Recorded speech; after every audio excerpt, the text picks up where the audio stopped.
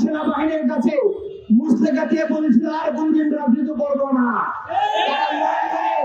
17 বছর লুকিয়ে থেকে ক্যামেরার সামনে মুখ দেখিয়ে ভারতের অনুমতি দিয়ে তারা দেশের রাজনীতি করে তারা একটু গুপ্ত বিএনপি ইন্ডিয়ার ছকে জুলাই গণহত্যাকারী আওয়ামী লীগের নেত্রীকে সংসদে নিয়ে ইন্ডিয়ার গুপ্ত দালালের দ্বারা প্রমাণ দিয়েছে।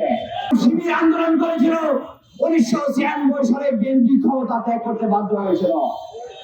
আমরা আশা করি ইসলামী ছাত্র শিবিরকে আপনারা এমন কোন কর্মসূচিতে বাধ্য করবেন না। আমি বলতে চাই ছাত্রদল শুধুমাত্র নির্যাতন মনোকামনার মধ্যে বদ্ধ ছিল না, তারা যুগে যুগে ছাত্রলীগ পুনর্বাসনের কাজটি করে গেছে। জীবন অবাক না করলে কে করবে? 28% মিল্ক ফ্যাটের অবাক করার সাথে ফ্রেশ মিল্ক পাউডার। জীবন অবাক করুক প্রতিদিন।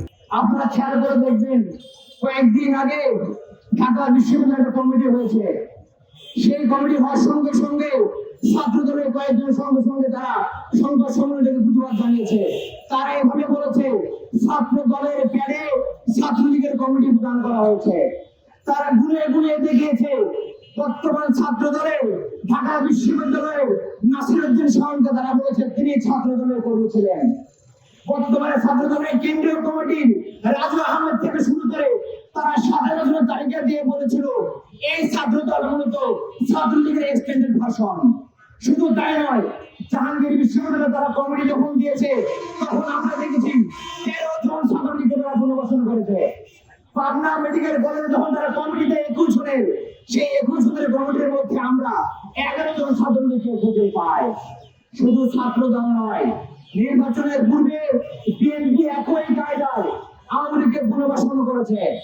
আমরা তো আগে শুধুমাত্র যুব দলের কমিটিতে আওয়ামী লীগের কমিটিতে আমরা বিএনপির কমিটিতে আমরা আওয়ামী লীগকে খুঁজে পেতাম, কিন্তু আমরা এখন দেখতে পাচ্ছি বিএনপি ইন্ডিয়ার ছকে জুলাই গণহত্যাকারী আওয়ামী লীগের নেত্রীকে সংসদে নিয়ে ইন্ডিয়ার গুপ্ত দালালের দ্বারা প্রমাণ দিয়েছে।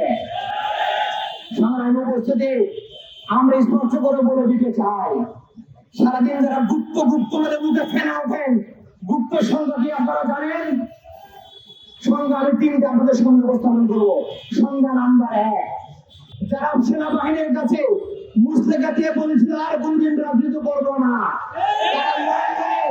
17 বছর লুকিয়ে থেকে ক্যামেরার সামনে মুখ দেখিয়ে ভারতের অনুমতি দিয়ে তারা দেশের রাজনীতি করে তারা একটু গুপ্ত।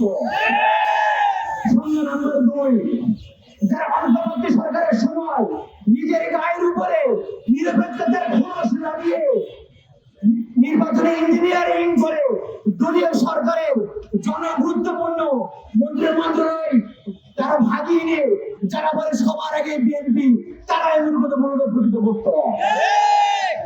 3 নম্বর আমার সংজ্ঞা, যারা নিজেদের দলীয় পেটে ছাত্রলীগকে পুনর্বাসন করে জনগণের তোপের মুখে সমালোচনার মুখে যখন তারা মহাসত্যকে অস্বীকার করে চ্যালেঞ্জ প্রদান করে বলে আমাদের কমিটিতে একজন ছাত্রলীগ নাই, তারাই গুপ্ত। সম্মানিত ভাইরা, এই গুপ্ত সত্য প্রকাশ্য আলটিমেটলি কোনো বিষয় না, এটি একটা টার্ম কার্ড। বিএনপি সরকার যখন ধারাবাহিকভাবে দেশ চালাতে ব্যর্থ হয়েছে